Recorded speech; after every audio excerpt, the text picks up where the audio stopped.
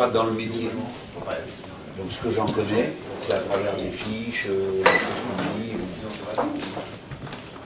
Moi, mon point d'entrée, il est double. L'un, c'est le grand marché transatlantique, parce que ça fait 4 ans que j'essaye de mettre ce sujet sur la table et j'arrive à rien. Et je me suis dit, bon, je deviens fou, quoi, c'est pas possible. C'est moi qui m'intéresse à un truc, qui n'intéresse personne. Comment ça se fait? C'est pourtant terrifiant, le grand marché transatlantique. Pas que pour le cinéma, c'est pas tout, c'est pas dilution de tout ce que nous connaissons. Voilà, c'est une victoire pour eux et une destruction pour nous. Et l'autre aspect, c'est le contenu de la création. Dès qu'on parle du contenu, c'est fini.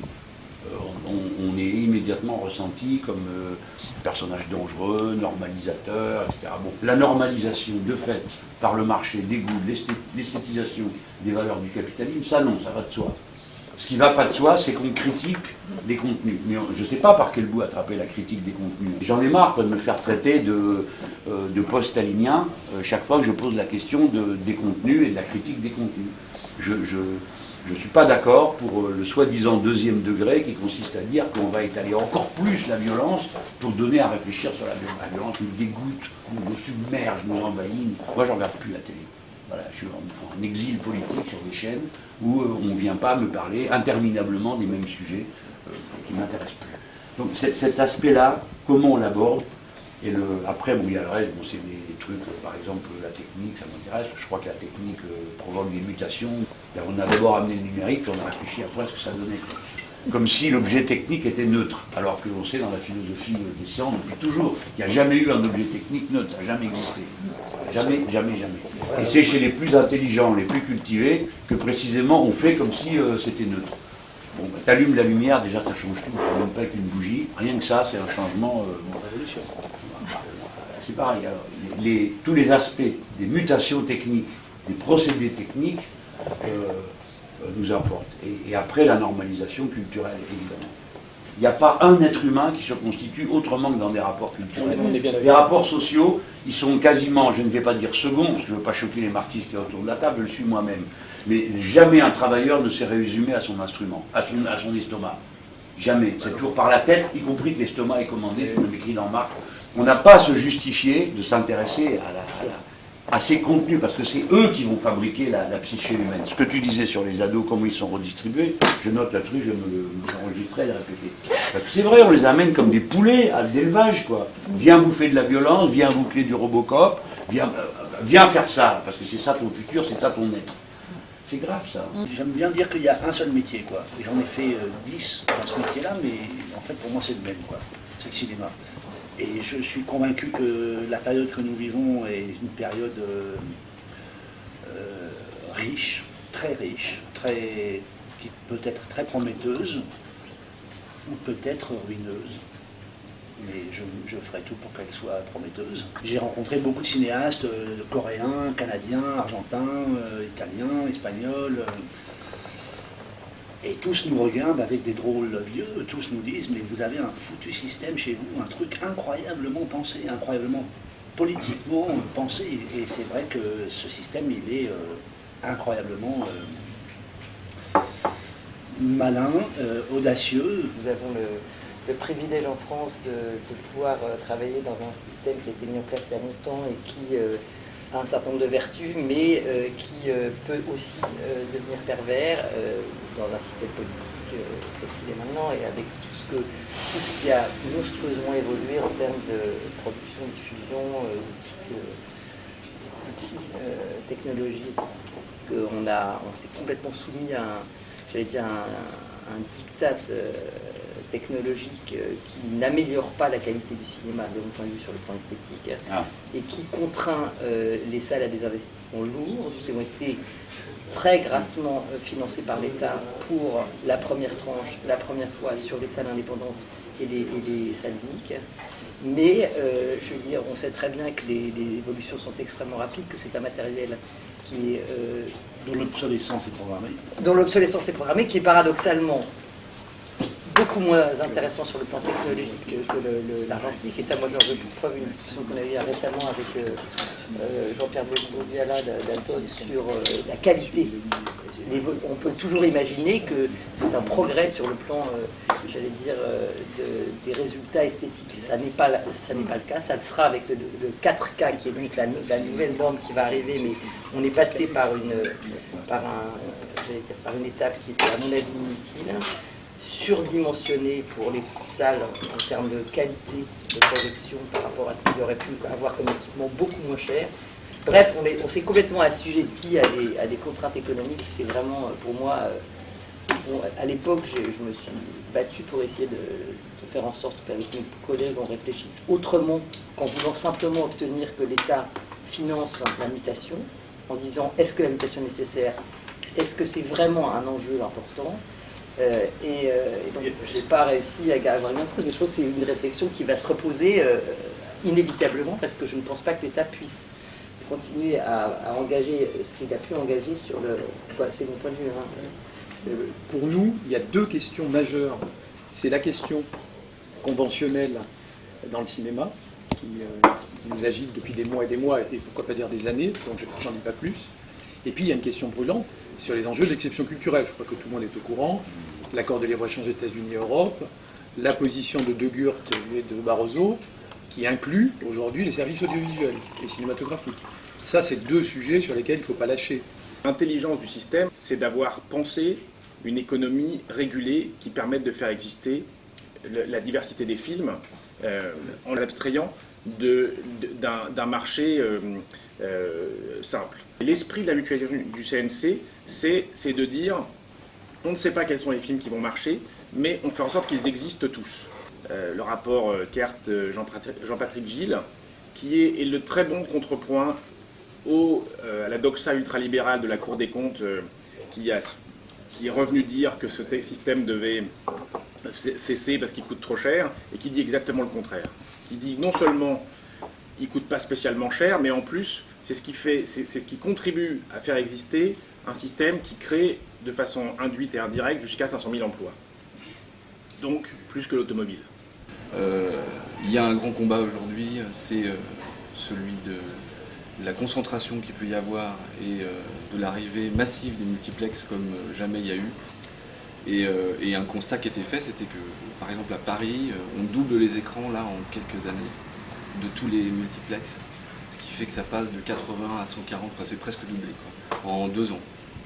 Donc ça fait énorme, tout d'un coup la Paris va exploser. Et toute la couronne aussi parisienne, toute la petite et grande couronne parisienne explose complètement en termes d'écran. Mais d'écrans privés appartenant à des groupes, évidemment. Et ça pose un problème aussi d'exposition des films, parce que ça va accélérer encore plus ce qui est déjà le cas, c'est-à-dire la rotation des films. Il y a beaucoup de films qui sont produits en France, mais il reste très peu de temps sur les écrans. Ils ont très peu de temps pour exister. Et le problème qui se pose à nous maintenant, c'est que les salles AFK, ils sont saturés. Les programmateurs reçoivent 50 films, ils en ont sur leur bureau, on passe notre temps à les appeler. Est-ce que vous l'avez vu? Est-ce que vous l'avez vu? Est-ce que vous l'avez vu? Ils ne le regardent jamais. 6 mois plus tard, ils ne l'ont encore pas regardé. Du coup, on se retrouve à programmer notre film 6 mois plus tard dans le cadre d'un débat où ça rentre dans une semaine d'un tel truc, machin. Et le film n'est jamais réellement vu. Il est à peine sur les écrans pendant une semaine, qu'on le retire déjà parce qu'il n'a pas fait suffisamment d'entrées. Pourquoi ce sont les professionnels qui achètent les films pour la télévision publique? Pourquoi on ne ferait pas un petit collège qu'on changerait tous les ans avec des gens, je sais pas moi, je voudrais trouver, un peu plus. tu vois, et qu'on payerait pendant le temps qu'ils le feraient. La question des contenus et de la façon dont on assure une vraie diversité qui ne consiste pas comme M. Schmoll et son tour après Mme Schmud pour débuter la même daube, d'accord, qu'on est obligé de manger à tous les menus. Voilà. Et là, voilà, t'as donné une idée là. Il y a des excès, ça déborde de partout. Maraval en est comme ça, le sort à sa manière en disant les acteurs de cinéma sont trop payés. On voit des films invraisemblables qui coûtent 60 millions d'euros. On se demande pourquoi, alors que c'est le numéro 3, alors que le numéro 2 en coûtait 20. Hein, je parle d'Astérix. Des trucs comme ça. Lanvin, par exemple, Gérard Lanvin qui raconte que Camping, il était payé, pour faire Camping 1, il était payé bien. Du coup, le film a coûté 15 millions. Camping 2, il l'a refusé. les acteurs étaient payés le même prix, le film a coûté 30 millions. Même camping, même tente, même barbecue, même merguez, même chipot, même Clio, tout ça. 30 millions, double budget, tout le monde est payé pareil. Qu'est-ce qui se passe? Bah oui, quoi. Qu'est-ce qui se passe? Où est le pognon? Voilà, c'est la question. Enfin, nous, on est dans un déséquilibre total. Hein. C'est-à-dire, on a en face de nous des gens qui sont capables d'avoir les médias pour eux. C'est hallucinant de voir des journalistes prétendument de gauche, un cinéaste de gauche dont on apprécie les films comme Robert Guédiguian, disons les choses clairement, dire les conventions collectives, c'est formidable, je suis d'accord partout, mais pas dans le cinéma. Pourquoi est-ce que les gens qui travaillent dans le cinéma, les techniciens, les ouvriers, les réalisateurs, les comédiens, ne pourraient pas avoir des salaires minimums, alors qu'on est dans un système qui est totalement régulé par la volonté politique, on l'a dit tout à l'heure, que ce soit le CNC, que ce soit le système d'assurance chômage aussi, puisque en plus ce sont tous des intermittents, donc qui ont déjà à subir la précarité obligatoire liée à ce métier, mais en plus, il ne faut pas les payer. Pour nous, on dit que vraiment, les producteurs qui sont contre la convention veulent le beurre, l'argent du beurre et les sourires de la crémière. Ils se sont habitués pendant 20 ans à fonctionner avec le fait que on n'allait pas payer le travail. Et puis maintenant, quand on dit non, c'est fini, c'est nous qui sommes anormaux à dire il faut payer le travail. Alors par contre, ce qui est vrai, c'est qu'il y a une coalition entre des producteurs qui ne veulent pas payer et des producteurs qui ne peuvent pas payer. Alors, qui décide comment on répartit? Ça ne peut pas être une réponse institutionnelle, à mon avis. Hein. Cette négociation, elle dure depuis 10 ans. On m'a dit. 10 ans.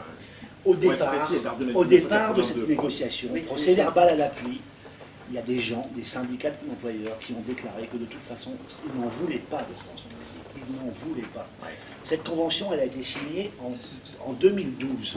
Le rédacteur de cette convention, c'est le permanent d'un syndicat d'employeurs, l'APC pour ne pas le citer, qui a été donc le porte-stylo du côté employeur, qui a rédigé les termes de la convention, après les avoir un par un négociés avec nos camarades de la CGT et les autres syndicats. Et cet homme-là, au moment où tout était fini, et qu'on a aligné la grille des chiffres, il est rentré chez lui, il a convoqué son conseil d'administration, il s'est fait désavouer. Il est revenu une semaine ou 15 jours après en disant « Je suis désolé, on va en rester là, je n'ai plus de mandat. » Au bout de 7 ans. Donc, voilà. Donc le problème qu'on a aujourd'hui, il est double. Un, c'est qu'on sort l'histoire comme si elle sortait du chapeau, qu'elle tombait du ciel comme une averse en mars, et c'est tout. On voudrait faire passer l'idée qu'il y a une espèce un truc qui tombe comme ça, comme un coup près, mais même le début de l'article des Cahiers du cinéma, des sombres menaces sur le cinéma planent au-dessus de la croisette. Et ça commence par la convention collective. Sombres menaces. Je me souviens du discours de Lyon que vous avez fait pendant la campagne. C'est le premier meeting que j'ai vu. Et j'étais scotché. Quoi. Vous avez parlé du droit et du contrat. Oui. Hein, voilà. Et moi, je me suis dit, mais putain, enfin, il y en a un qui parle de ça. Enfin, il y en a un qui met le doigt là-dedans. Il y a une convention historique qui date de 1950, qui n'était pas étendue. Jusqu'aux années 90, jusqu'au début des années 90, quand je commençais à bosser, c'était la référence. Bah oui. Tout le monde l'appliquait, et puis de temps en temps, il y avait un film qui faisait en dessous de la convention.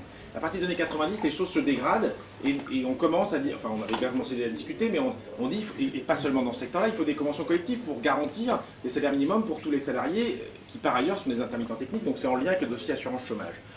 On y arrive partout dans tous les secteurs, sauf dans le cinéma où la dernière convention collective qui pose problème, c'est celle-là. L'argument des créateurs qui est sorti et qui me blesse et qui me désole vraiment profondément, j'entends les réalisateurs, il y a deux choses. Il y a l'usage de la forme conditionnelle passée, deuxième forme.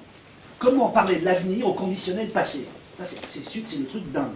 Avec cette convention qui viendra, je n'aurais pas pu faire.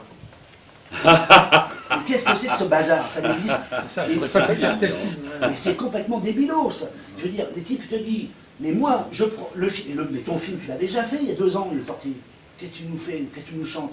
La convention collective, elle parle de l'avenir, elle ne parle pas de ce qui est déjà fait. Là, on est On est d'accord sur le diagnostic. Personne m'a dit que je racontais des histoires, qu'il y avait un appauvrissement, qu'il y avait un dessèchement des représentations, etc. La réponse de Luc est de dire c'est du côté des réalisateurs qu'on va trouver la créativité. Moi je dis j'aimerais savoir pourquoi cette variété-là va échapper au conditionnement dominant et à l'idéologie dominante. Peut-être que c'est madame, vous, tout d'un coup, qui va dire j'en sais rien, il me faut les protagonistes de la révolution culturelle qui a opéré. Parce que c'est pas la côté de la question. Pour moi, c'est le cœur.